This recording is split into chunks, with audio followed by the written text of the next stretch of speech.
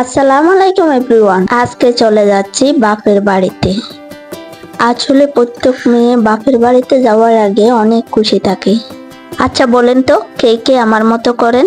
বাপের বাড়িতে যাওয়ার সময় সকাল সকাল চলে যান, আর বাপের বাড়ি থেকে আসার সময় সন্ধ্যা মাগরিবের পর হয়ে যায় আস্তে আস্তে।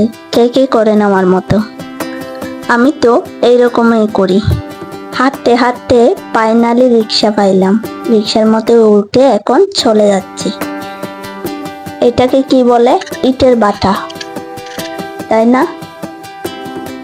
গাড়িতে উঠলে আমার মেয়েটার অনেক দুষ্টামি শুরু হয়ে যাবে।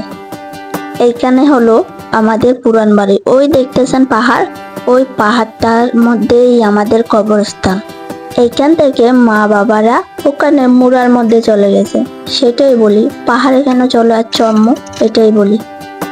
এখন আমি বাপের বাড়িতে চলে আসলাম।